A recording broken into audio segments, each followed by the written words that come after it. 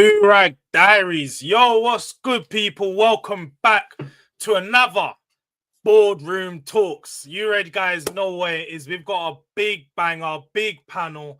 It's been a month since the last one. And as I said, we were going to try to do them monthly, not make it too often, but space them out enough so we can actually evaluate the club where we're at and actually have a good standing. Today, we have a different panel, but a very, very good one, a very strong one. Again, my favorite Spurs panelists to watch, guys that are interesting and they know their ball.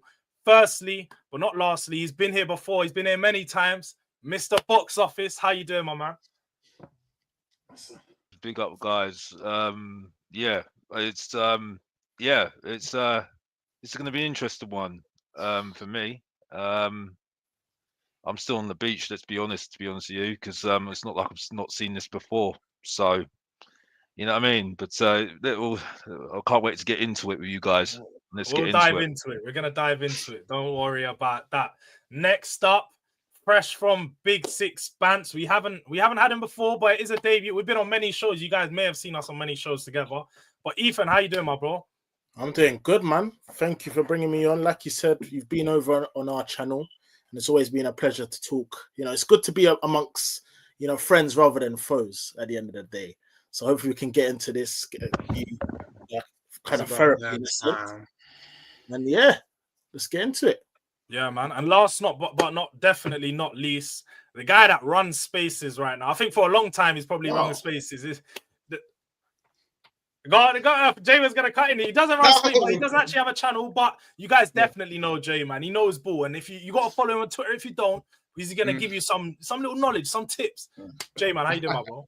I'm good. It's about damn time that I got on here. So I appreciate it. There's a lot to discuss. I was like, whenever, we're not in meltdown, but when there's a lot of big questions that we've got in the fan base, it's always nice to chew the fat amongst friends. So let's do it. Exactly that. And like you said it there, I feel like there's a lot going on at Spurs at the moment, and there's no better way to just get amongst the Spurs crowd. Because when there's rivals around, they're always trying to pick stuff out of us. They're always trying to, and they rattle us, rightly so. They're gonna rattle us and make us say certain things we don't want to say. But now we're a healthy crowd. We've got Spurs people watching, only Spurs here. Let's talk about it. On the weekend, obviously we had a drumming, 2-0 up, 4-3 it ended. Let's go with you, Jay, straight away. Yeah. Where did it go wrong on the weekend?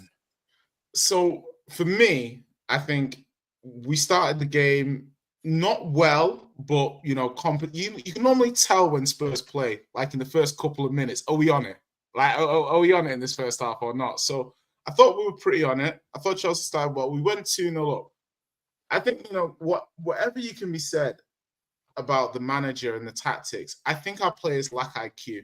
Yeah, I think our players lack in-game IQ. Like sometimes I heard Liverpool talk about Henderson, and I'm like, we need a Henderson. We lack a Henderson. Somebody in the middle of the park who can tell players, you go there, drop back. We lack it. And in that moment, we needed to see through the next 10, 15, 20 minutes. Yeah, it was in game state. Chelsea were going to come at us. They're 2-0 down. And we failed. We failed. Sancho gets a goal back. And I just think at that point in time, it's just a basketball game. It's just end to end. And, we in that game, I think we showed the best and worst of us as a team. Like, I think we showed our limitations with the players that we've got. And I think it's one of those games which asks questions of everybody. You know what I mean? It asks questions of everybody. It asks questions of the board for the squad we've assembled. It asks questions of the players for the mistakes and the technical decisions they made. It asks questions of the manager for the substitutions, the lack of substitutions, the lack of game state. And to me, it's one of those defeats that's very disheartening as a fan. Because even if you're Ange or Ange out, some of the cold, hard facts are like, because when I hear Mr. Box Office or anyone who's negative or wants to, I'm not like, don't be negative, because there's enough stuff here to be negative about. Do you know what I mean? It's not like you're being negative for no reason. Like we played 4 London derbies at home under Ange with Chelsea and Arsenal, and we've lost all of them. Like, fans are entitled to be pissed about that. Do you know what I mean? So, in terms of where it went wrong, I mean, I think it starts from the summer and the squad we assembled. Yeah, we've got injuries, but I feel when you look at it cold heart of light of day, Ange hasn't got his players. But that might be exacerbated by the tactics he's employing. Do you see what I mean? So he's not That's the absolving perfect way to look at it. And you know what? I feel like us Ange inners, let's say Ange inners, see it like that, because when I speak to people that are heavily Ange out, I say, I'm not opposed to your view. I totally understand where you guys are coming from. You have more than enough reasons to be angry, to be negative, and think that he's potentially not the manager to take us forward. But there is also just as many reasons to add context as to why we're doing so bad. There's so many reasons as to why this club is where it's at, or we are sitting 11th in the table right now. But before I dive into it, I want to bring in another, and let's go on the other opposite point of view. Ange out, someone that's not for the manager's tactics or what they're currently doing. Ethan, what did you see in that game, and what did you think Ange could have done differently to get a different result ultimately? Because I take it you sort of put that loss on Ange not doing enough to make changes, or You know what? That game for me was just a storm coming in it. I think I don't want to talk too much about the actual game because it's typical for how the past, let's say, 12 months have been. But I feel like for me, I'm Ange out, but at the same time, I'm on the fence simply because we're back. Things look good for the first 6 months or so. And then we're back complaining that we didn't back the manager completely. Like there's loads of tactical flaws in terms of the defensive setup and the lack of pause in the midfield, for example. But at the end of the day, it's that same situation where we can't see our game. I promise you, none of us thought that 2-0 were winning the game and it wasn't comfy, the game wasn't closed out. Today, Liverpool went 1-0 up.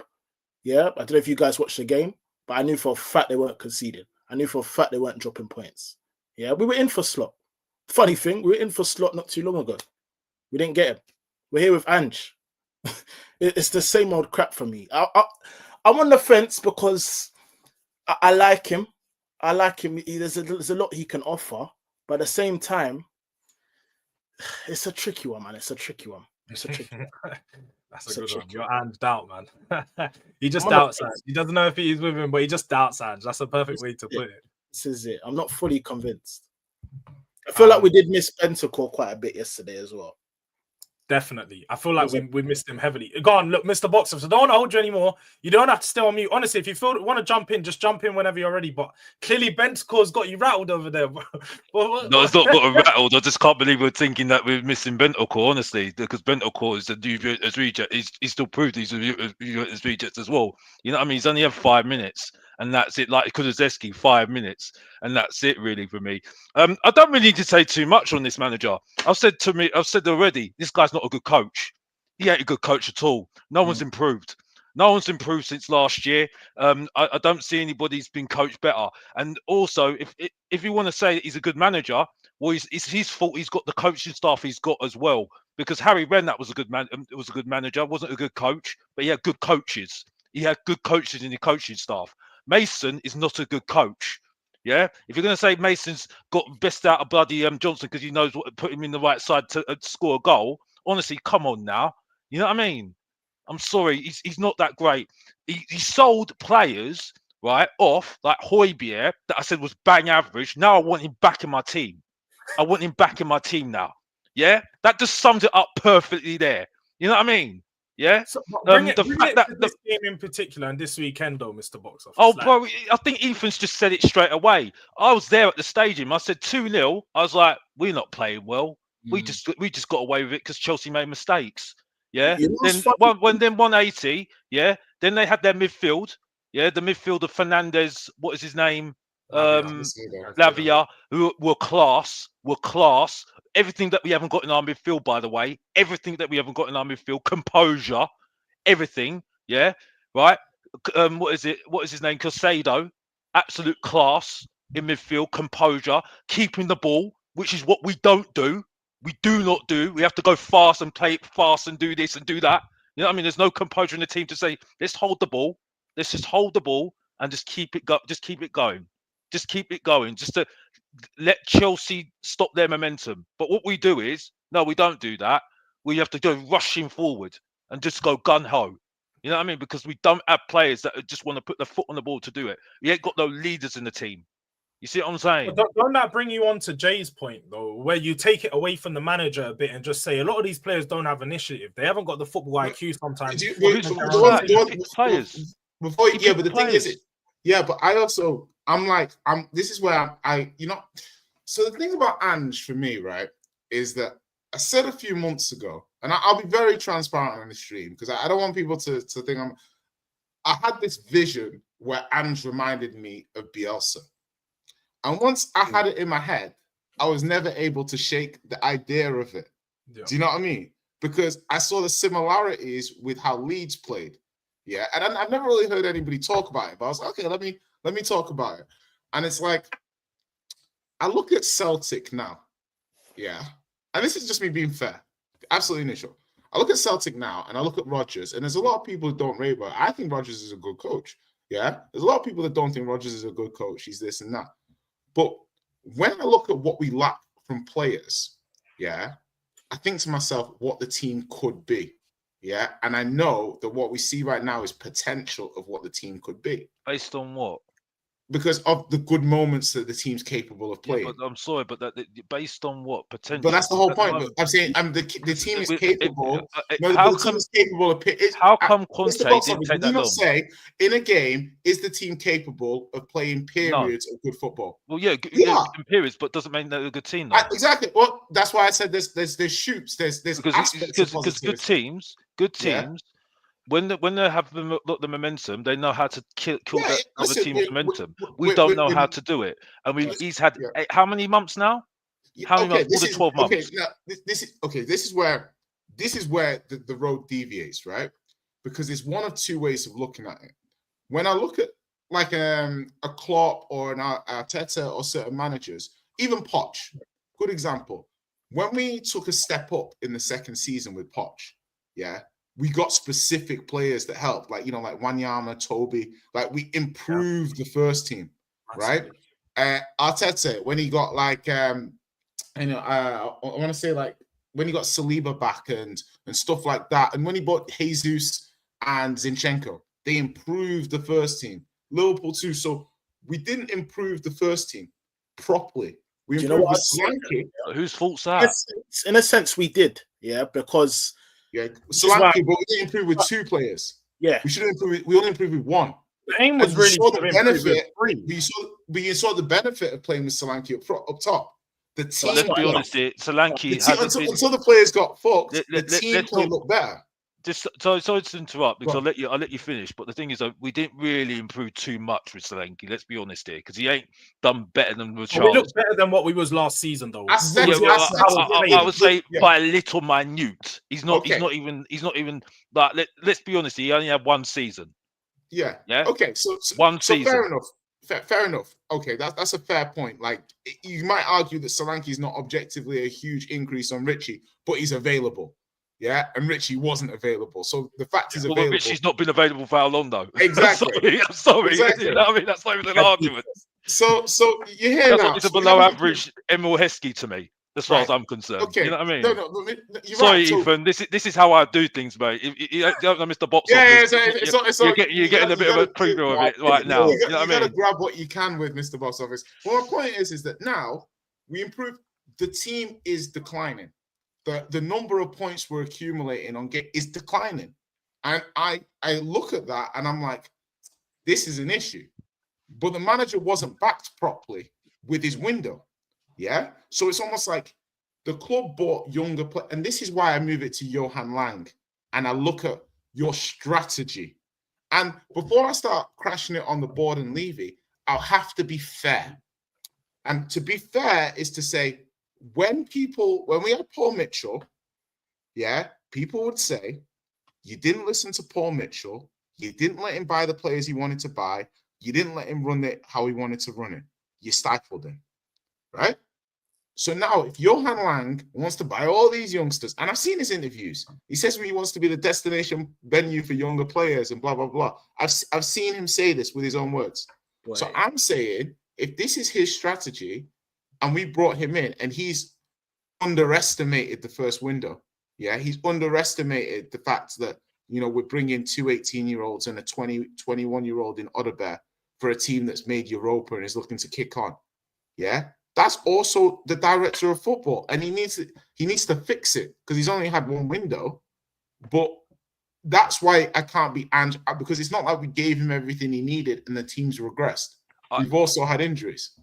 I'll tell you this, right? And don't get used to this, by the way. Yeah, I agree with you because I've been saying this how many times. Yeah, I don't like Johan Lang. I think he's a joke. And now I'm saying, like I said before, you've heard me say this before, Jay. I want Paratici back at my club. That's embarrassing. When I was criticizing this guy since he was at the club, I said, I want him at my club, Paratici. So you're looking back at Paratici thinking, now I'm saying I want Paratici back at my club. That's embarrassing, bruv. That's absolutely embarrassing. Yeah. So you are right about Johan Lang. He's got a lot to answer for. Because I'm sorry, that transfer window was an absolute joke. You heard the people at the start of the season, right? And I said on Mr. Box Office TV, big up Deji, my boy, Deji, the deluded one below here, but he's still my boy. That Soka ticket is still available for you, bro. But by the way, yeah. Is that a shaking your bum reference? Yeah. I think it is. Ethan knows this, by the way, because he saw me at a Soka event with his boys one time as well, by the way. That is easily the best thing I've ever heard you say. Because I've seen Ethan was at a Soko event with his mates, by the way. So you know what I mean. So it's all there. But yeah, just like I said, I'm sorry. Getting those two youngsters, right? I said on Mr. Box Office TV, it was a big mistake, and look what's happened. I'm sorry. The thing is, though, Alex, I don't think that the problem isn't bringing in those youngsters. The problem is only bringing in those youngsters. That's and the not point. bringing in other players to, that's the double-edged problem, because let's be honest. Let's think clarity now. These two young players are two of the hottest young players at the time. So we probably got them because we promised them first-team football. Yeah. Do you see what I mean? Because otherwise, I don't know if did you guys see? Apparently, there's supposed to be something in Archie Gray's contract where he's supposed to be guaranteed a certain amount of. I don't know how true it is, but apparently he's supposed to be guaranteed. You know, like on Football Manager, when you do the contracts and they won't let you flick it from important first-team player or squad rotation. That's what he's got. It was a big mistake. I'm a squad rotation player. And I'm sorry. When you look at the fixtures we have got. Right. Okay. I don't want to go into that because I know you may want to speak about that later on anyway. But just a little bit. When we look at the fixtures that we got now, we got this Chelsea game, right? And we had this Chelsea game, and now we've got what the fixtures we've got right now, and this is not getting any easier. It's not getting any easier, and people are complaining about injuries right now, right? He could be sorry in the next month, if we're being honest. Can I just mention something briefly? Big up, man. Them. Yeah. Sorry to cut, but I know we're about to move away. No, Deji, man. Give it a take. We've got plenty of time. Yeah, so I was having a conversation with one of my good mates who's a Leeds fan, and he said, look, Archie Gray is the real deal. And apparently it sounds like Tottenham want his brother as well, Harry Gray. And I actually think this is the issue. The issue is that we never had successors to Kane. We didn't have successors to Son.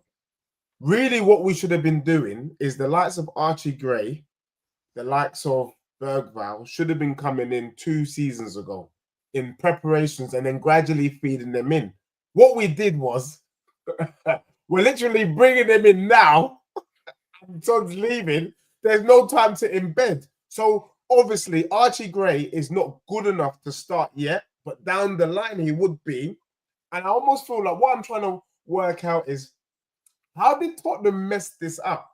You should have, because for me, naturally, from 2 seasons ago, I would have been bringing in the next person to be Son's successor. That's what most top teams do. Do you get me? They didn't just wait for Silva to pop his clogs at City before bringing in Bernardo Silva. Do you get what I'm saying? They brought Bernardo in as in preparation for Silva. Foden is the successor to De Bruyne. You know what I'm saying? Like, you can see what they're doing. What we're doing is we're now trying to do our succession plan now, and the gap is too much. And so you're right. Really, what we should have done is, if we're bringing these youths in, Tottenham should have spent on 3-4 ready-made players to go now. They didn't do that, and they're paying. We are paying the price. Spurs are paying the price. He's paying the price. Yeah. But Deji, it's also like you've got, and you bang on 100%. But this is, I was just going to say in terms of like, let's look at the funds, right? So we spent, let's say 50 million on Archie Gray and Bergvall. Yeah. Now that's it. So you've told both these young players, yeah, you're going to be important to this team. Yeah, that's how they were talking about these players when they were brought in and stuff now, yeah. We lose Lo Celso and Højbjerg, yeah, and Skip, yeah. So we lose 3 established Premier League players, 2 of which I rate quite highly. Yeah, Højbjerg, actually, I've always said Højbjerg's better than Bizuma, and I feel very validated about this at the moment because Bizuma is cheeks, but we'll get to that. But the thing is that now Lang, yeah, I'm just like, I'm not a critic. Like I'm looking at who to criticize and stuff like that. When Paratici was here, he did a lights out window, back to the wall, Kane leaving. You have to put the squad back together. That was a good window. Yeah, like lots of hits. So now it's Lang comes in, and it's like you spend 40 million on Archie Gray, and then you spend 60 on Solanke, 65. So that's 105 million. Yeah, like we got Udogie and Vicario for like under 40. Yeah, Jonathan David was available, and it's not about me not liking Solanke. It's about me saying we need to build on last summer. How have you spent 140 million pounds? Like you spent just to give him some grace, though, Jay. I'm not saying the players won't be good. I'm just saying, it's not even about them being good. He did. We have to acknowledge that he did need to sign English players. That was our homegrown quota is really poor, and that's why we can't actually fulfill the 25. That's a great point. League right now. So like Solanke and Archie were targeted with that in mind too. That's a good point. That is a very good point. That's very fair. Yeah, we spent, how much was Odegaard? Was he 30? 25 million or something like that? 25 to 30. Broski, I don't know if you saw Paul O'Keefe's tweet. Pedro Neto was there for like 40 million. Bro, we would have turned his hamstrings to mince meat. I'm not even going to say anything, right? I said I'd rather have Pedro Neto in my team all day long. This guy, on Sunday, was class. Yeah. Oh, that Cole Palmer. Cole Palmer. You know what's funny about this, though? Cole Palmer was class as well. That is the Maverick all day long, every single day. Bro, listen, Neto can't play in our system. We would have destroyed his hamstrings. That's it. We would have destroyed his hamstrings. Because you know what? Yeah, had we signed Neto, I would have said that's a misappropriation of funds because you're willfully putting this man in this hamstring shredder system. This system that will tear your hamstring off the bone. Well, whose fault is that? It's the manager's fault, isn't it? Well, maybe, but I'm like, don't buy Pedro Neto.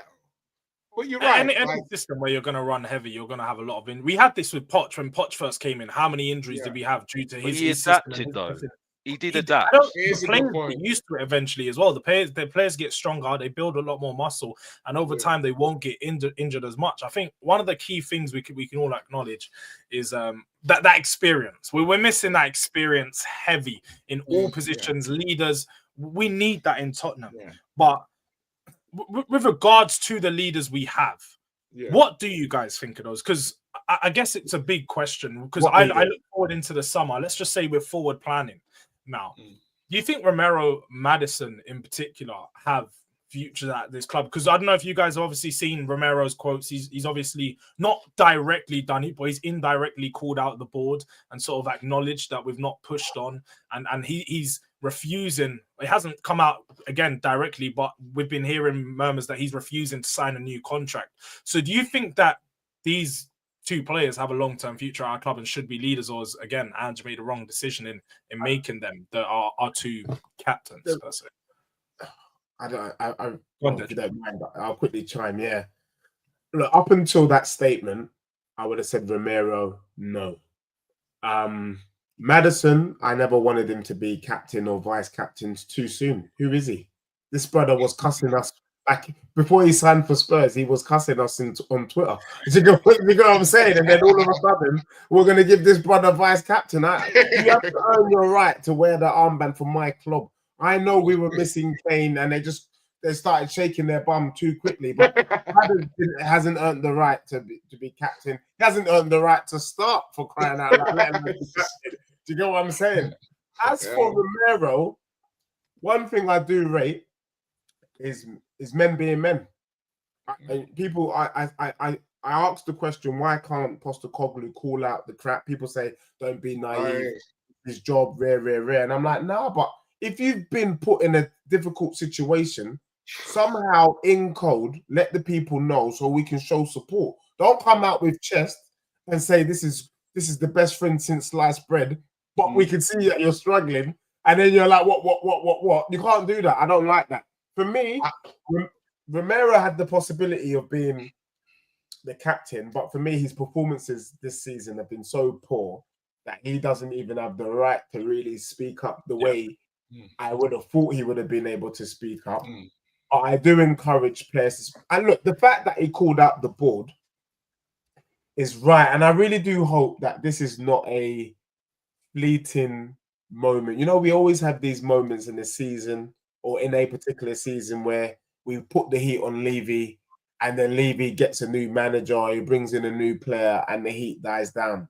The truth is, on reflection, Levy has really cocked Spurs up. There is no reason as to why we aren't spending more money. I think there is reasons, to be fair. But not.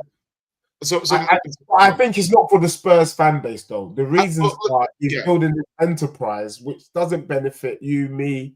I don't want to be called a Levy apologist, which I'm sure I will be called for explaining this. But from a revenue point of view, whatever people think about, how we run the club or this or that, the one thing I'm really clear on if we got new owners is the new owners, whoever we got, would get one chance to put a lump sum into the club. Yeah, that's how it works. Right? You get one chance. So when you buy the club, you can drop X amount of money. Like Chelsea, you can use it on transfers and blah, blah, blah. After that, everything's still PSR again. Do you see what I mean? So it still goes back to how much you generate, how much money you make, yada, yada. So you only get that one big chance with new owners, with the first lump investment. And then I'm pretty sure the owners have to run themselves like a business like everybody else. So I'm looking for better strategy, better logic, better approach. That's what I want to see. So when people are like, Levy did this, Levy did that, I'm like, okay, we've still spent a lot of money. Like, have we always spent it well? No. So for me, if I'm Levy and I see Romero in the canteen, I'm like, oi, we spent 50 million on you, rude boy. What are you like? Do you know what I mean? Like, you look at, you'll bring out the charts and you'll say, it's about buying established players. It's buying quality. It's about buying players. And last season, we bought players that had 1, 2, 3 years of top flight football, playing for decent teams with it. And we were able to buy experienced players, even though with high upside. And it worked pretty well for us. This summer, the strategy, listen, last summer, Dragusin was signing for us over Bayern Munich. People could see the vision. It was cooking. So you're telling me in 6 months the vision's completely gone? No, it hasn't. It's just because we've skewered a little bit to the left. And Jordan explained it actually very well. The squad we had is very full, and we have very limited homegrown players. So you buy Gray, you buy Bergvall, who'll be homegrown, and you buy Solanke, but then you see Odegaard and Werner, and you think to yourself, could you have done more? Then you see Udogie playing all season and with no left back rotation. Where's the left back? So now we see not buying a left back was a really, really big issue. But in the summer, you might have thought we'll get away with it. And that's where my justification for Spurs fans who are angry with the board comes from. We always chance it. We always leave it to good faith and cross our fingers rather than having established depth. That's my issue with the board. The lack of strategy. That's what I want people to criticize the club for. Not like throwing the baby out with the bathwater like we do everything wrong. We don't. Yeah. But when we do things wrong, it's a cutting corners thing. It's a risking it, and the managers they're the ones who pay the price. The players who get overrun, they're the ones who pay the price. That's my biggest criticism of the club. Yeah, and the club can push back and say we're risk averse. You know, when we tried it with Ndombele and Lo Celso, look at this. Yeah, but that's where good scouting and good data comes in, and that's why I understand why he brought in Johan Lang. It makes sense to me. You want to mitigate the risk, but then you go too far to the other side. You had a good balance last summer with what Paratici and Gabbanini did. Then you go all the way to the other side with the data and Lang. And now it's like, it's just, that's what we do as a club. We're too zigzag. one way or the other. Yeah, We went from Poch to Mourinho, too zigzag. It's just slow it down a little bit. Show us the strategy. Show us your thinking. And most fans will be okay. Last summer, you showed us a strategy. You showed us a vision. We were good. This summer, if you went out and said, we need homegrown players, you know, we're going to have a big rebuild next summer once we can move some players around on contracts, maybe fans would give you a chance. They say, okay, this is a bit of a transition year, and next summer we're going to do it. That's my problem with the club. For me, anyway, it's the lack of clear communication, isn't it? And like you said, I do think one thing that people have failed to acknowledge is it is a rebuild, man. It's not going to be perfect. It is going to take time. You are going to have these points where you aren't going to be able to sign the best players, and you have to bring in a young core. But ultimately, as I said, we have to be yet to see with this club, because I think one thing we can be consistent as Spurs fans is they've let us down time and time again. Spurs will find a way to let you down. And whether it's in the January transfer window, whether it's later on in the season, we're going to have to see some big change. But Ethan, before you go, let you tell me, what do you think needs to be the immediate change? What immediate adjustment do you want to see from the club? Obviously, until that January transfer window, because like I said, you think Ange could potentially get sacked within the month. You know what it is? I think I don't want to be in this roundabout where we're just half-heartedly backing a manager and we're back in this predicament again. So it's like they've gone with Ange, so back him. Yeah, fair enough. I think from what I've seen in the past 12 months, I don't think he's the right manager. I've seen that he can be the right manager because, you know, even against Man City, he kind of went away from his philosophy, went false nine, man to man, and we outplayed Man City. Yeah. But then this season, I thought it'd be a bit different. I thought, cool, fair enough. He's implemented his style of play. The key fundamentals are there. Like, let's make sure we're not just, you know, what my friend said earlier. We're not just Bielsa-able, yeah. But it's like it's just getting silly. Leicester can't see out the game. We didn't take our chances. Newcastle much better than them. Can't see out our chances. Flipping what was the other game just the other day? It's just the same kind of trend where we're playing better than teams, dominating. Even Brighton, sorry. I think Brighton was my kind of I've drawn the line. I'm done completely. We're peppering them up. We're looking better than them. We haven't taken our chances. 2-0 at half time, and then we lose the game 3-2. At what point do we kind of say, "Cool, this isn't just the board; it's the manager as well"? Like that's pure incompetence. Pure incompetence. I'm in agreement. We're not in the Celtic League. We're not in Japan. We're not in flipping Australian national team. We're in the Premier League. Points are precious. Yeah, fair enough. We scored the most goals. We've got probably one of the best goal differences in the league. But what have we got to show for that? We're 11th, closer to the bottom than when we are to the top. I agree. You know, it's poor recruitment, but it's also poor from the manager. Like we were having issues end of last season and earlier this season with Vicario on the corners. Fair enough, that doesn't seem to be an issue anymore. But this defensive setup and the lack of just common sense to see out a game, it's like this is not sustainable. He's got the cheek to come out and say, "Oh, in my second season, I win things." How are you going to win things like this? How? Talk too much. I don't think he's a good. Bro, I agree. No, box office, you go. I just don't think he's a good coach. I think that's the main thing for me. I don't think he's a good coach. He doesn't improve players. He doesn't adapt. You know what? You know those fullbacks are wing backs, right? The fact that he brought in Romero and Van der Ven back into the team when, let's be honest here, Romero didn't deserve to go back into the team whatsoever.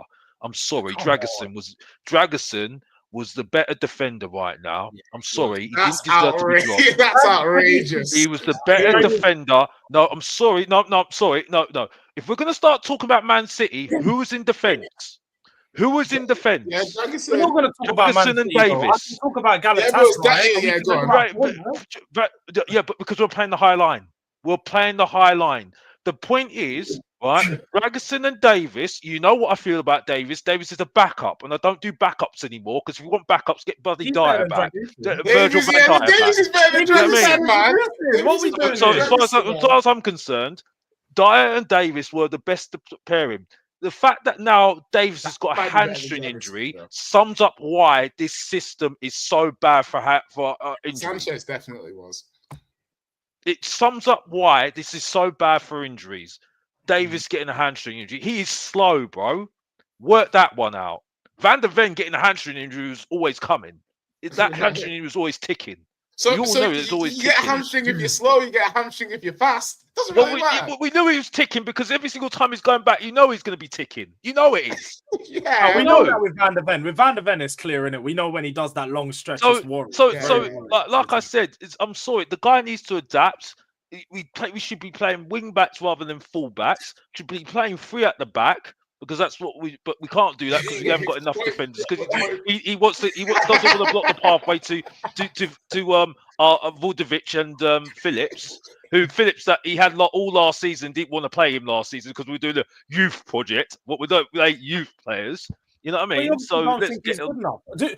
There needs to be some acknowledgement from fans because I've heard some people come out when I was on that other stream earlier saying, "Oh, he's loaning out the young players and so on." Like, obviously, the young players he loaned out, like Ashley Phillips. Ashley Phillips is only just starting in the Stoke team. He's been on loan for the past. He was on loan at Plymouth and he done decent, but he's been at the Stoke team since summer and only just got a run in the game for the past 5 games. Bro, So don't get me started on fans saying Jamie Donnelly should be starting. A man struggling to. Is he not been on the bench?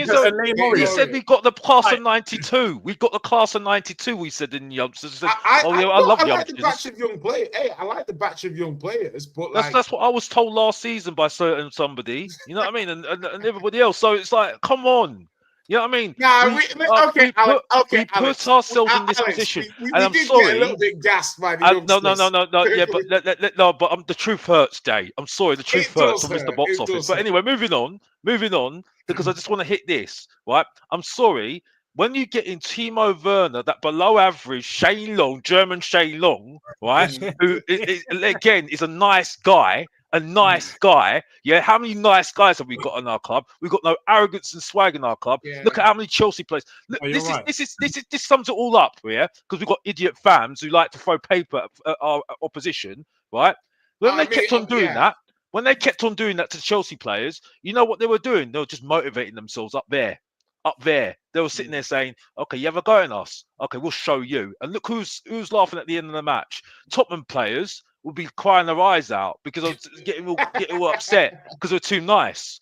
You know what I mean? So that's the difference. That's the difference. Ruthless players that we've got. You know what I mean? And that is on the manager because the manager wants nice players. Too soft. You know what I mean? They're too soft. Yes, they are too soft. They are way too soft. I feel like that's one thing. Son is not a captain. I told that from the very get-go. I said he's not a captain.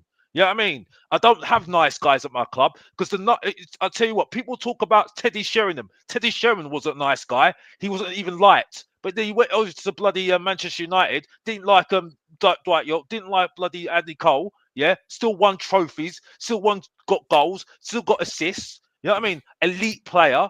You know what I mean? Yeah, nice guys don't win anything. Look at Harry Kane. Loser doesn't win nothing. You know what I mean? No. Yeah, look, big players, ruthless players, arrogant players win stuff, and they don't worry about when fans have a go at them. They'll say, "Oh, show you." Look at Robbie Fowler. Robbie Fowler was an arrogant player. You know, got goals, got assists, got goals galore. You know what I mean? That's what we're missing. I think we do miss Paratici a lot. You know, and I don't think it's a coincidence that like we've not slipped, but obviously it did, like, because I am using that point about the squad and the squad space and stuff like that. But still, you know, Paratici, I do like the fact he was at Juve. I do like the fact that Juve won. I think he'll understand what it is, you know, and you know, these Johan Lang, he needs time, but yeah, I'm not disagreeing with some people that says it's. I've never used to think it comes from the top, but I do, and I as I get older, I do think more the vision of wanting to win does come from the top, or like at least the person in charge of the football. And it's like you might have even like an Atalanta or something, like, you know, Gasperini wants to do the very best for the club. And I think when we had Poch, he wanted the very best for the club. Yeah.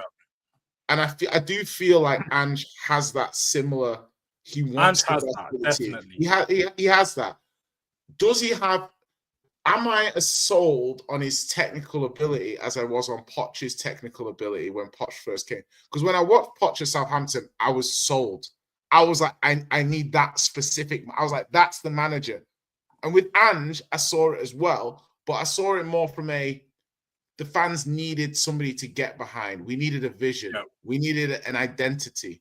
We didn't really have an identity. And I've gone. You make a good point there, right, about Pochettino. But the difference is, right, I'm glad you're saying about Daniel Levy, by the way, firstly, Jay, by the way, because I'm not bringing this up Daniel Levy's door, by the way. I know. I want people to know it's a fair, you know, I want to be fair across the board. I don't want to be like this and that. No, but I think people are making excuses now saying, oh, we need to talk about Daniel Levy now because this manager's so bad. For me, no, you know no, I don't think it's excuses, Alex. I generally think it's at this moment in time, it's very clear to see that Daniel Levy's playing a bigger role than what people may think he is. Because I don't agree with that. Hold on. You say that, Jordan, I don't agree with that. But like, if you think, I don't agree with that. Let's be fair. Let's be fair now. Last season, the last 10, 12 games of last season flowing into this season, there has been an air of this is a level that we've kind of consistently been at now. And I'm not saying that's what the reason for that was, but this is the same team that in the first half of the season was able to blitz teams, and we're still able to blitz teams. So it's not clear to me that this is purely a squad thing. But until he has the full squad or more of a squad, I cannot clearly blame the manager. Do you know what I mean? There's still enough reasonable. I can blame the manager, but what I'm not doing is saying talking about Daniel Levy. Yeah. Because that's where we're going now. People now are making it. I hear a lot now on channels now talking about Daniel Levy now. Is that annoying? Is that annoying you, Alex? Is that annoying you? I'm not even talking about it now because I think the guy's backing him now. You know what I said? You know what I said on Alan's big up to Alan from time I did on. Unfortunately, he doesn't do his channel anymore. Yeah, I said when I said that I only will back the manager when I see the ball backing for a bad time. Yeah, he's getting the backing right now, right? The ITKs have said they're still backing him, and people are now turning on him. Alex, so for me, I can't have a go at the board anymore. I can't have a go at the board anymore. This is technically a vote of confidence, isn't it? That Ange's got. Exactly. So I don't even talk about the board anymore. Vote of confidence. I'm on streams now, and I can't even talk about. I don't even want to talk about Daniel Levy. I don't even want to talk about Daniel Levy. You see what I'm saying? Yeah, I don't think it's on Daniel Levy anymore. I don't think it's on Daniel Levy, and I think some people overhype the Daniel Levy issue. I think what it is it's more a Spurs issue. And what I mean by this is that we are constantly in no man's land. So, for example, we want to act big, but we're not ready to spend big. We're not ready to give big wages. And then, like my friend was saying today, we're not ready to take risks. Not enough risk. We're not prepared to go out and get an Enciso. We're not prepared to go out and get like a Semenyo. We need to see them perform at a Bournemouth. We need to see them perform at a Brighton before we then put the money down, by which time they cost 50, 60 mil, and then it becomes a bit stupid. And I feel like Tottenham just need to decide. And I guess the youngsters, it's hard. You can't say they did that with the youngsters because they're young. and they're up and coming, and you can almost look at them as coming through our academy, even though it's not. I would like to see Tottenham find an Alex Scott from Bristol City, find a Semenyo. Do you know what I mean? Don't you think Find we're a trying that? Turco. Though? That's what we're doing in signing the Odegaard, in signing Bergvall, in signing Gray. We're trying to get ahead of the curve and sign these players before they become. But that's the gap. Yeah, but I think that's the gap. That should have been done 2 years ago, I think, in my opinion. But I guess you bang on, Dad, and I think Jordan makes great points. That is what we're trying to do, and I think it's that balancing act. I guess when you look at it, you say Gray, Odegaard, Solanke, Bergvall. They might have thought to themselves, "This isn't a bad balance." Like you got Gray's got a full season in the Championship, could step up. Odegaard has a full season in the Prem. Solanke's coming off a career best season. In retrospect, we needed to go more established. In real time, I can understand why they thought, "Oh, this and Mikey Moore coming through. We'll just loan Werner to cover him, not to." But in the end, what's happened is that quality injection. The league always goes up in quality, and I think there was an underestimation of the quality jump again this season. The stretching of the squads, how much the players would run, and also the impact of the style of play on the players. Yeah, we played once a week last season, and we went out of the League Cup early. Yeah, this season we're basically playing every 3 days. Yeah, or like every and I think this is every week. And I think my beef with Postecoglou, if I could just say, is that it just seems strange. So, for example, like had some of those defeats been draws, I don't think people are saying Angel. Yes, that's the thing. Then I genuinely think one of the problems we've had is we can't. It's either you lose or win a game under Postecoglou. Over the past 2 seasons, I think we've drawn like 5 or 6 Premier League games. It's crazy. We need to, and it's a lot of the games have been we're losing them. In the last season, we lost a lot in the 90th minute. A lot of those games, if we turned just points, we'd been in a much better position, potentially in that top 4 place. And again, same this season. Some of these games we should be pulling off points, but the Bournemouth one, we can't even get a late goal. And go on, Dad. Yeah, no, and that's the point I wanted to make. So for me, the issue has been, that's why I agree with everyone on and box office. It is Ange, because actually when you know what you got, then sometimes you have to just manage. Do you get what I'm saying? You just have to manage. Like we were 2-0 up, drop the team deep. These brothers have just come back from injury. Why would you want Van de Ven to continually play high? And then now you've lost him. You get what I'm saying? Romero, you've lost. You're 2-0 up. Sit back now. Chelsea are not expecting. If we sat back, Chelsea don't break us down. Literally, they don't break us down. And that's why Carragher's analogy about wearing t-shirt and shorts and flip-flops. It was a really good analogy. It was brilliant. Basically, if you haven't heard the analogy, like he basically said, listen, I set up and I want to go out and I'm wearing a t-shirt and shorts and I'm looking forward to going out. But if it's raining, I need to get myself a coat. And he's basically saying that Spurs always want to go out in a t-shirt and shorts, no matter what the weather is. Yeah, and sometimes you need to put a coat on, and that's the problem with Andy Spurs. This is down to what he's. It's good, isn't it? It's a good analogy. It's a very good analogy for Carragher to make that, mate. But you know what I mean. But for me, like, I just think it's the way he is at the end of the day. You know what I mean? I just don't. So we are, mate. That's what he says. Exactly. I just think it is. And the thing is, though, I mean, yeah, it's all right. Banter aside, me, Deji and Jay. You know what I mean? But I've made my mind up already on this manager, because the thing is that with Poch, going back onto what Jay said, I didn't like Poch. I didn't like Poch when he came in. I wanted Van de Boer. I said this on Mr. Box Office TV last night. The manager that went 7-0 in Crystal Palace, that manager. Well, no, Pochettino. Oh, Van de Boer. Van Gaal. Oh, yeah. I wanted Van de Boer. I wanted Van de Boer. He went 0 for 7 in the. I know. And yeah, it was a bad thing, but it taken me a season and a half. And the reason why I said that, because Pochettino, he brought through a lot of young players, right? he had a team of like Adebayor, Kabue, Paulinho. You know, he had a lot of players that weren't really there, to be honest with you.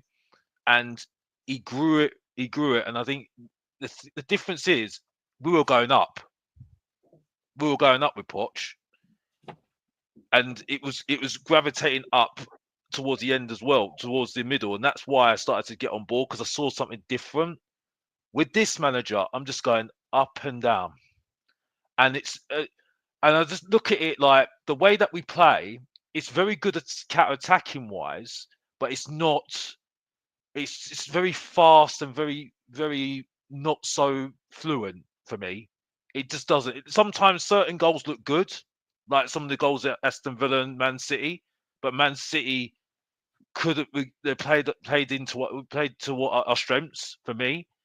But there's no composure. There's no like, you know, just very fluent. You know what I mean? No one that really takes the initiative. You know, and that's on the manager. And I think I've even said it in the video. The players, the team plays like the way that Ange speaks. For me, I think they actually speak the way that he talks. He contradicts himself a lot of the time. I think that's the way we play. I think we're very. It's not. It's just not fluent for me. It doesn't feel like a football team. It just.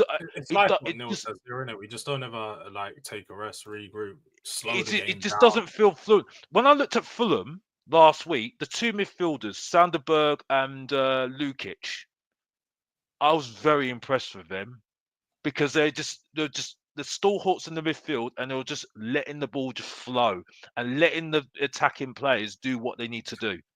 And But when you have certain players on the pitch, though, I do feel like it's helped by the players you put out. So when we've started with a midfield of Bentancur, Maddison, and Kulusevski, we have a lot more control in games. I think defensively we may lose that edge sometimes off the ball. We're not as heavy on the running.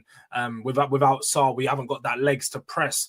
But when you have Bentancur, Maddison, and Kulu in there, you have that control. You have those players with the IQ to slow the game down, speed it up. Sometimes, take the ball side to side and not just keep trying to pump it down the middle, trying to break through the line. So I feel like it is dependent on the players. Like Jay said earlier, the IQ of those players on the pitch. I feel like Sarr and Basuma, it's not helped when Sarr isn't a very good at this moment on the ball player. On the ball, he isn't that good. He's not that good at the passing. He can, dribble and cover ground. But when it actually comes to beating players and trying to do something with it, it's not that effective. So can't you give him some leeway on that sense that the players in that midfield didn't help? That's on the manager to make sure that he's got the right sort of blend of players around him to help him grow. That's the thing. You know what I mean? Like, the thing is, difference is with Conte and Ange, and Conte had a very good partnership with Bentancur and Højbjerg. That was the stalwarts in that midfield that got us into top four. It was good for a time period. But But that's the point. He found a way. He found a way with the players that he had. This is the problem I have with Ange. I don't see that with these players at the moment. You see what I'm saying? He's got his system, and he's just doing it right. He wants to do it. There's no actual partnerships to actually make people work well, because he actually found something in the Man City game. Where we can get the best out of the players with Basuma and Basuma and Sarr in midfield, being the defensive midfielders, and then you have Maddison as the number 10, and then Maddison just being the number 10, not having people inverting, which it does not work. It does not work. I don't like the inverting. You know what I mean? Because it's just getting into the way. It's just getting in the way. Do you guys like Maddison in the 10? That's a bigger question. Do you like Maddison? Has Maddison been effective in the 10? Do you know what? Can I be real? Go on, dude. Sorry. Yeah, go on, did you? I think Maddison can do a job if we don't invert. Exactly, yeah. I looked at this team, and I actually think Pochettino would get a tune out of these same players. Oh, no, stop it, Dad! Oh, what did you say? The Pochettino stuff is killing me. Bro, I don't know why people get upset about Pochettino. We were great under Pochettino, mate. No, I agree. Why He do was why, great. why do you think we get upset? He's a snake. He's a snake in the grass. You should Bro, never, ever but come if near you No, look he at was asking to come back to if you Tottenham look at anyway. Pochettino's system, yeah, Udogie won't have to invert because right now Udogie for me has the potential to be Spurs version of Ashley Cole, and and since he's been doggied by Minty Breath, he's not been the same mentally. So let's just be real. Porro, look, that back four for me could be as good or close to what we had on the Poch. There's no excuse for that back four doing rubbish. Then you have two in the pivot. That could easily be Bantuncore and Bissouma or something. That's what he's got. That's all Sarr. He will do that, yeah? Then you have Madders on his own, or Cooley, Solanke, and then we need a proper left winger and we need a proper right winger. That can run, bro. Because and let me tell you why it can run. That team has shown us that on their day they can slap anyone. I think you can get a better coach. I think you get a better coach. Yeah, those same players on the pot. I think Eddie Howe, what he does at Newcastle, because he can. He's a good coach. Look, do you know what? You made a good point with earlier, Mr. Boxer. What I will agree with you is I think Ange hasn't got the best coaches around him. I don't think Matt Wells, Miles Jedinak, I don't think they're top coaches. I don't feel like they're coaches that necessarily know enough about. Miles Jedinak retired 3 or 4 years ago. He was captain in Crystal Palace. He went nowhere. I mean, Matt Wells, I'm pretty sure he was the second man over at Bournemouth or something like that a few years ago. It was nowhere impressive. So if you want to look at the coaching staff, the likes of Ryan Mason, I don't really want to get at, but again, I think is another manager who potentially isn't at the level where we need. If you want to look at that, I'd say the coaches that Andrew's got isn't great, but I don't feel like you can sit. I don't feel like a lot of these problems, like you say with the coaching, these are player IQ problems. Like some of these things you're saying, Poch. Look at him last season. He finished Chelsea. He broke that Chelsea team. He had Chilwell playing left wing. But Chelsea. This is no longer the Poch of 10 years ago. Let's be honest here. Chelsea. I don't agree with this. Chelsea, yes, at the start were struggling, but they were going upwards towards the end of the season. When we were going down here, we were going up here. You see what I'm saying? And I think that now. But then he eventually got sacked because they knew that No. I think that wasn't the truth. I think what I heard is that they couldn't agree because I think Poch wanted more control. He wanted more control. You see what I'm saying? And he wasn't happy with that. He was going to get sold. So you guys still that it doesn't hurt you that he went to Chelsea. That doesn't bother you. Bro, he's doing what he needs to do. He needs to do what he needs to do. He's not going to get any job. He wasn't going to get a job at Tottenham, so he has to do what he needs to do. He's got no loyalty. We sacked him. So why would he have any loyalty to Tottenham anymore? Yeah. You know what I mean? It's like Sol Campbell. Sol Campbell went to Arsenal to win trophies. Then he went to go and win trophies. What Levy did to Pochettino was a disgrace. It was a disgrace. It was a disgrace. Terrible.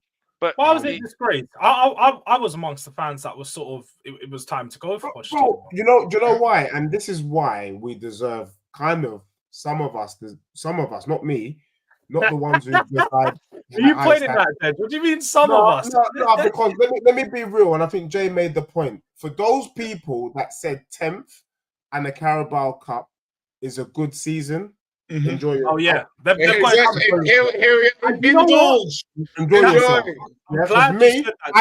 never said 10th and Carabao Cup was good enough. Never. You never hear that coming out of my mouth. So for those who thought 10th.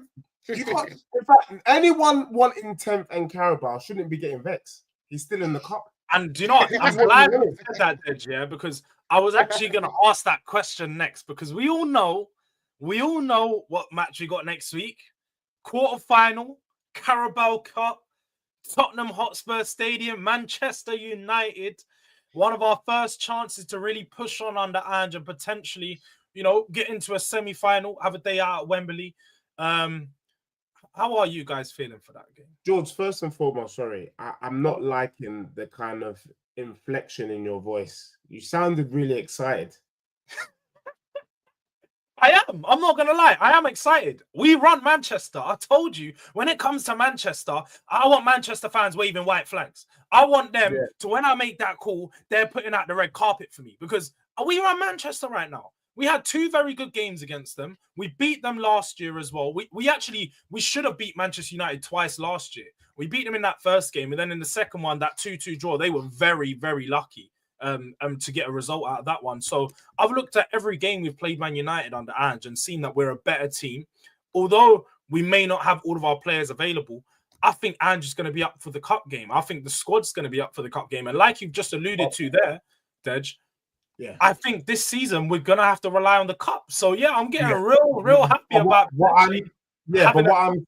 I'm saying is if we were to finish 10th, 11th with the Carabao Cup, he should lose his job. It's not, no. All right, so let's ask that question then. If Ange wins a trophy this season, are you still Ange out? Yes. If he wins if he wins the Carabao and we finish 10th, I personally would be Ange out, but I can see the fan base accepting that as being fine. Big up to Jacob in the building. I've literally just asked the question of the panel. I'm not. For me, the only way that I can accept 10th or below and Ange keeps his job is if we do the double or the treble. But to think that we finish 10th with a Carabao Cup is good enough? Are you smoking budgie banter on an empty stomach? That's rubbish. And for those Tottenham fans, this is why I have high standards, Jay. This is why I have high standards. Yeah. Because when push comes to shove, is anyone enjoying this? Because I'm not. Rubbish. Bro, I don't enjoy his football. Answer my question, Alex. If he wins a trophy at the end of this season, let's just say we finish 8th. We don't finish in a good league position. But he brings home a Carabao Cup, Europa League, FA Cup, because they're one of the cups he'd bring home. Are you Ange in? Or do you just, bide his time? What does that do for you? This is a difficult one. Well, if we go to that scenario of what Deji says, 10th in Carabao Cup. Let's just say that. I'll say congratulations to him, but I'm not. I'll be honest with you. If the football the way that we're going to continue like this, I have to be out. You know what I mean? I'm in. To be honest with you, I'm Ange out anyway. I want him out now. If we can get a better coach than him, if we get Eddie Howe. You have to acknowledge, Alex, if he does bring Tottenham a trophy, you can't ask for the manager's head after he brings a trophy, surely. Not with 10th. Well, yeah, you can't. No, you can't. But it's, it's generally. I just want perspectives because let me just make it very clear. But Ramos got a trophy and he got sacked. He got sacked 6 months later for having the same start as Ange. That is true. That is very true. So, this is the thing.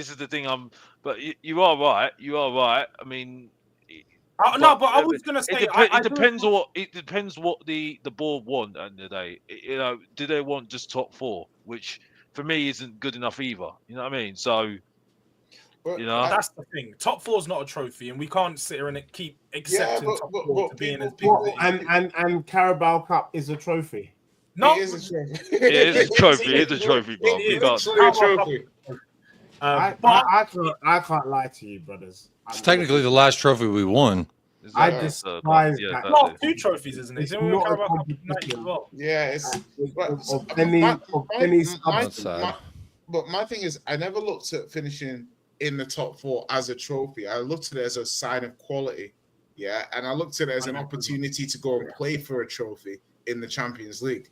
That's what people forget. It's like I was looking at it as an opportunity. Oh, top 4 is not a trophy. Nobody said it. Wenger kind of said it was a trophy, and I understand to clubs from a financial point of view, yes, but then with the Premier League money and this and that, they don't talk about Champions League windfall as much anymore, do they? Everyone's kind of got cash out here, so I like to finish higher in the Premier League because it's a sign of how strong the side is, and a team that's good or a team that's top 3 or top 4 is capable of competing for the trophies.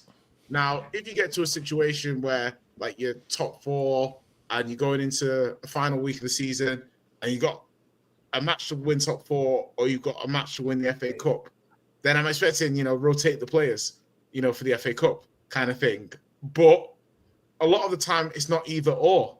You know, you should be trying to build a squad that's capable of doing both. And I get that as a criticism, but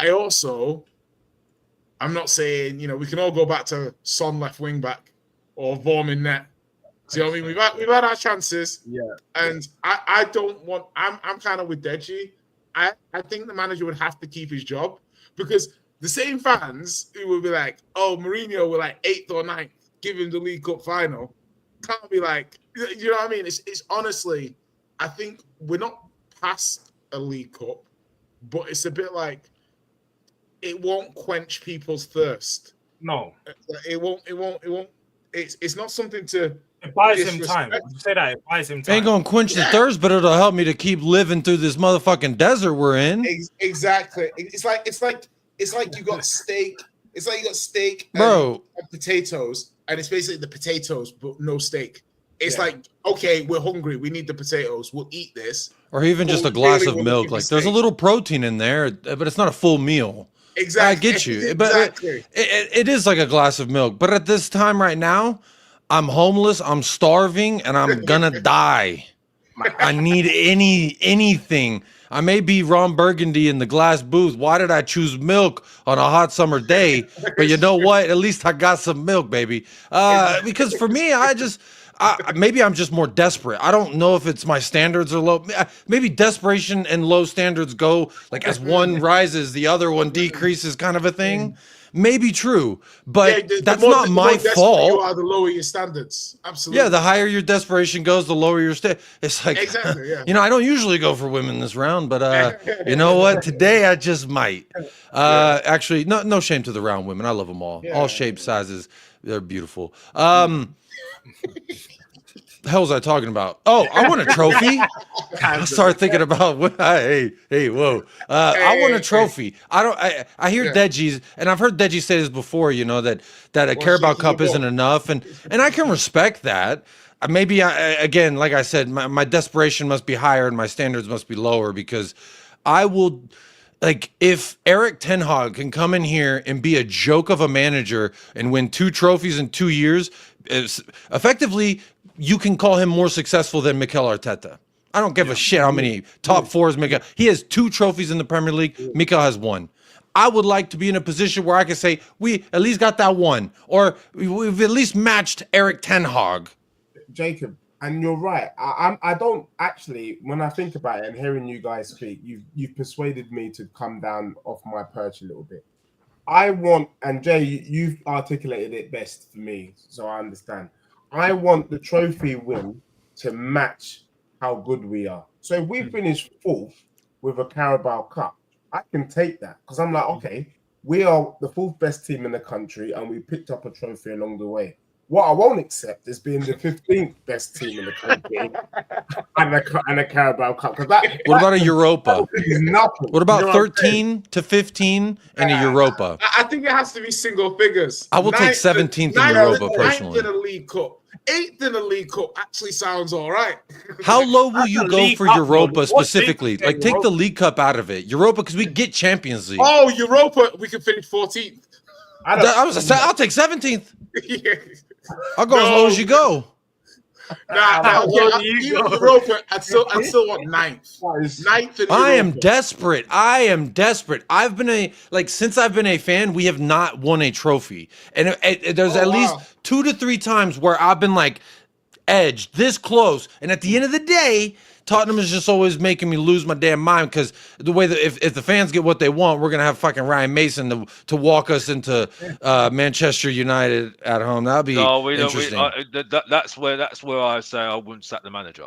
Like, if I wouldn't sack the manager if we want Mason. Sorry to interrupt you, Jake. No, you feel free. Big up, Alex, man. Yeah, I do know that you're one of not Ainge's biggest fans, but that's news to me, because I thought that it was understood. Unless I don't see us in a position where we're gonna get the next guy in right now, especially. So it's like, for me, I've always just kind of felt like if we lose out of all the competitions right now, we're poised to be doing decent in Carabao Cup. Haven't even started FA Cup, and we're like meh right now in Europe, and we'll see how we do versus Rangers.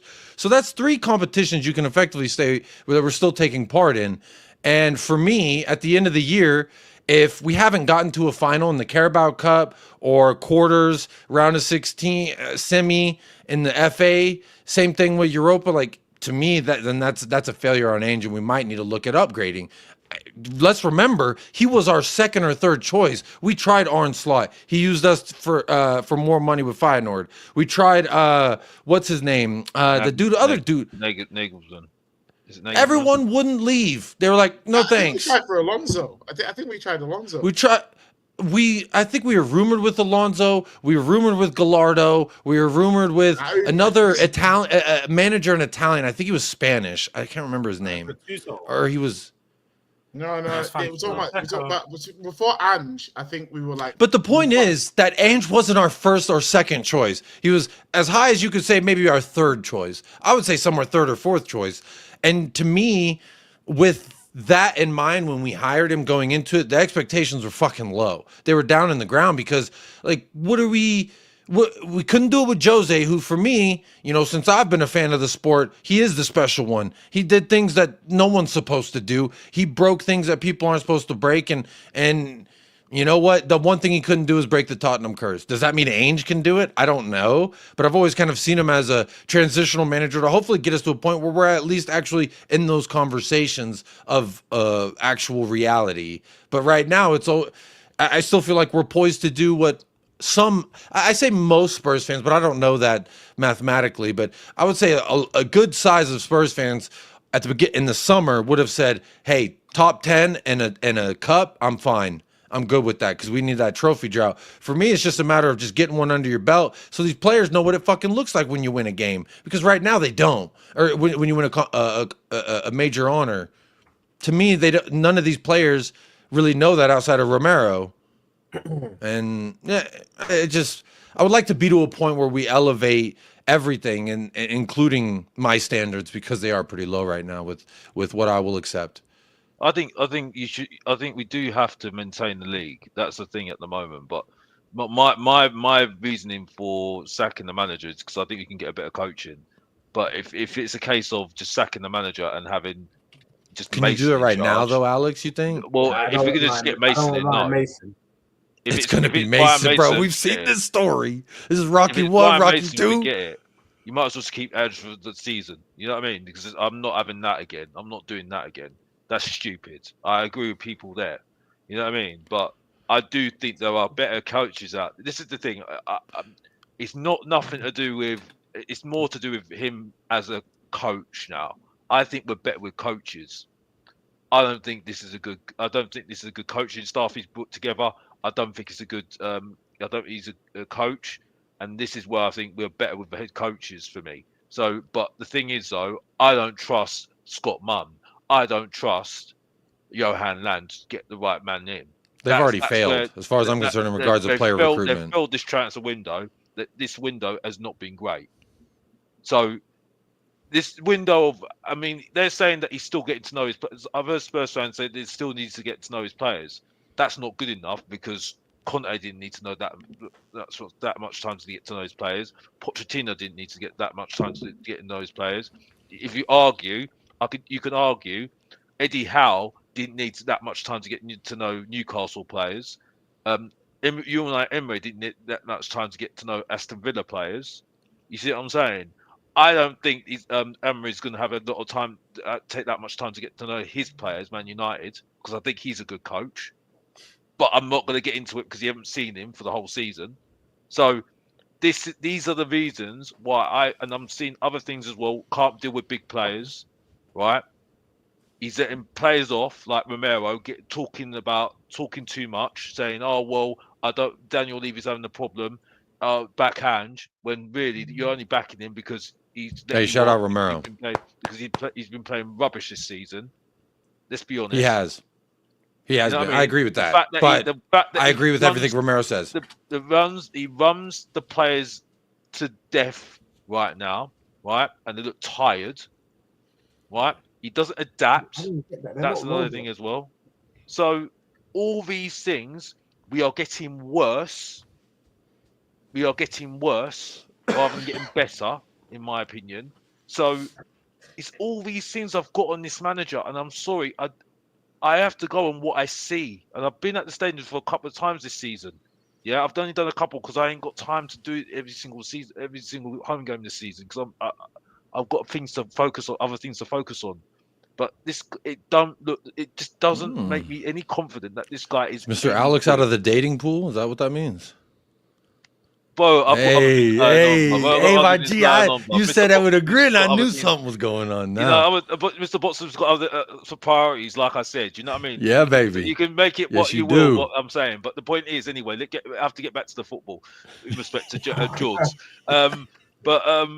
Yeah, like I say, I just don't see what he's going to offer. And as far as I'm concerned, I can now talk about the fixture list, as if I want to, if I may. That fixture list is getting worse. Yeah. Right. We've got we're going to play 2 games a week. We already got injuries and people complain about injuries. So what? And I even forgot about January. You ain't even got January yet, and we've got a London derby. We've got an FA Cup. We still got Europe as well, an away game in Europe as well. So this ain't getting any better. And you think we're going to get any players in January? With that Johan Lang. Oh, but the tweet aggregator said we would. Alex, don't worry. Oh yeah, well, you know the same ones that say every Oh, transfer window we're gonna do this, we're gonna do that, and we don't.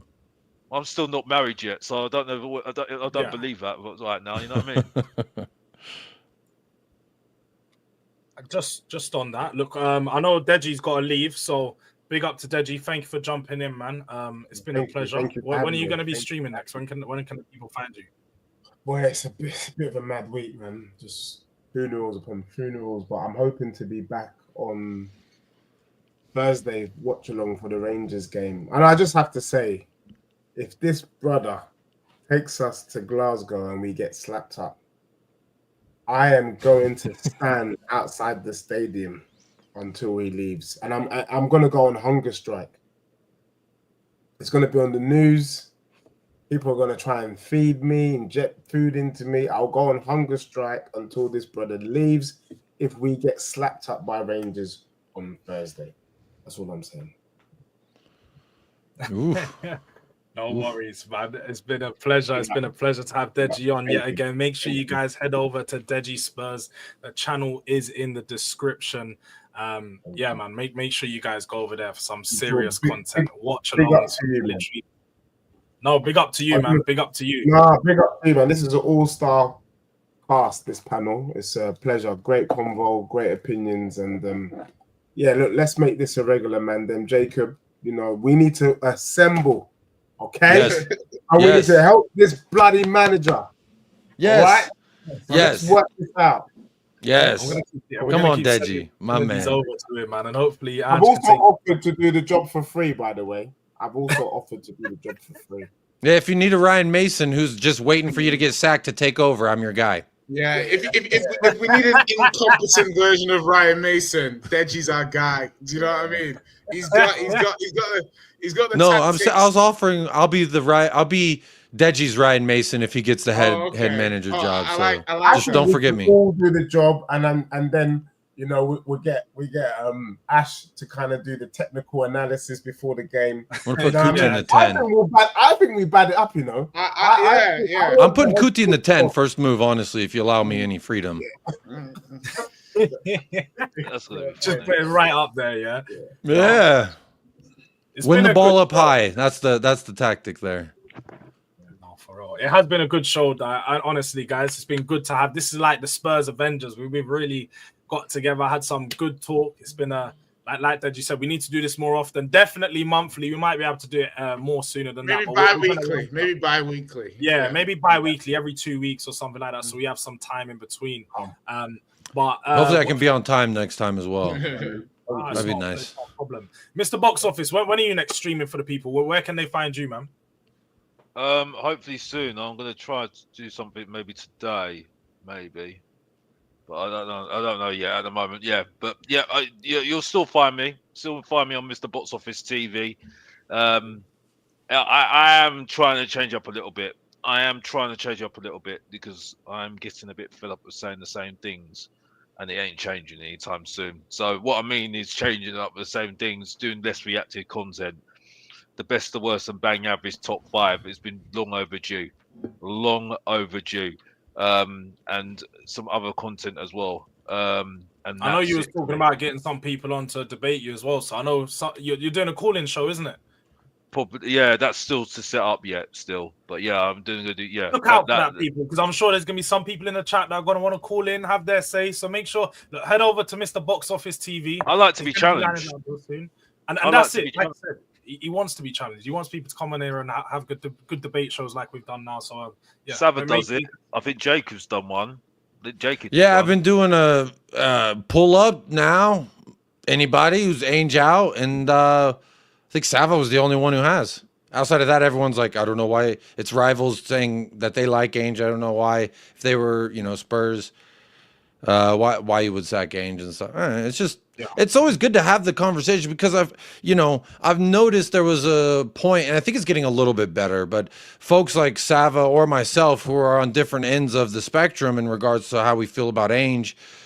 However, we would both receive heinous words thrown at us for footballing opinions, and really I think the more that people with differing opinions continue to have the conversations, the more that stuff gets a little bit quieter. Yeah, but like obviously what's good for the goose is good for the gander. Yeah, and how you talk about people is a gander a group of goose players and stuff like that. You have to be like some of the I'm not specifically saying Sava, but there's a lot of people that talk about play like Mr. Box Office saying this guy's bang average. I don't really think that's rude. I think you can argue it's on the line, but I think cool. Yeah, I don't think that's rude. Yeah, but if somebody's abusive, and it's a number of these people can be, and I think this actually ties up into the broader vision of why they don't get lots of people at the protests and stuff like that. Because you have to understand that some people are not going to separate who you are as a person with what you're seeing. And when you see people constantly abuse the players and then they're using artwork with like a cross over Daniel Levy's face and things like that, that's not really the sort of thing that I'm wanting to put my name behind. That's not really like, I might agree with some of your points, but the way you're going about it, it doesn't sit well with me. And I'm not going to go out of my way to support that because I don't like the message you're presenting. Do you see what I mean? And I think that that's also quite important when you're talking about these protests and things like that. People are just like, oh yeah, come to this. No, I'm like, I want transparency. Who's running this? What are we actually trying to achieve? What is the end goal? Because to me, it's more about accountability. Yeah. It's like, I would much rather the club knew the fans wanted to hold them accountable. Okay, why have we spent this? Why have we done that? Are we not spending more because we don't have any more money? Like, what's the situation? Like, just understanding. I'm not turning around and saying, hey, you must do this, you must do that. Because the first time, if I'm a guy who's worked in business for 25 years or worked in football clubs for 15 years, and some random guy on the internet is telling me what I should and should be doing when he's got no experience, I would roll my eyes. Yeah, I would roll my eyes and completely. My eyes are still rolling from how much I hear that kind of stuff. Yeah. So, but my point is, but if you question them, ask for information, try to understand what the situation with the club, look for the club to improve, I think that they'd be way more receptive. So, for me, it's just the way people go about it. I think I agree. The club to be accountable and to do more is one thing. Like, the way we want to go about it, I think needs a little bit of work, but I think everyone wants the best for the club. That's it, period. I've got to be respectful to the people I know, but at the same time, I hear what you're saying, Jay, because I don't want to talk about the owners anymore. This is not the ownership anymore. It's so boring too. Because the thing is though, like I said, right, I think they've done enough for this manager and what they've got in place at the moment for this manager. So you say Archie Gray, Lucas Bergvall, Timo Werner on loan? Well, no, but the thing is, we're not going to go back. We're going to go back. Sorry. Yeah, I got to stream after this. I'm already late. I've been pushing it back, but y'all are welcome to join. We'll continue this conversation over there. But I'm just saying that I hear what you're saying. I'm seeing what you're saying because I'm hearing a lot of excuses for this manager at the moment and saying going back to Daniel Levy. So that's where I agree. I have a genuine question, and maybe I should save it for my own stream, which is right after this. Jordan, I don't know if you can still make it, but No, but definitely. you're always We're going to welcome. be heading straight over there. So you guys, thank you everyone in the building that has joined. It's been a very good show, man. We've got 50 people still here watching. Make sure, I think we're like 5 likes away from 50. So make sure you guys just smash that like button before you head out. Come on, Make man. sure you're subscribing to the channel, hitting the post notification bell so you're up to date of when we run back this show in a few weeks. It might be the new year now because 2 weeks away is going to be busy time. But in the new year, when we run back the show, make sure you guys have the post notifications. You're going to all these guys' pages, United Spurs of America. We're going to be heading straight over there now. So come with us over there. And Jay, Twitter, Jay Rated R. Make sure you head over there for more of him. But it's been a pleasure, man. Thank you everyone for joining. Thank you for being inside Durag Diaries.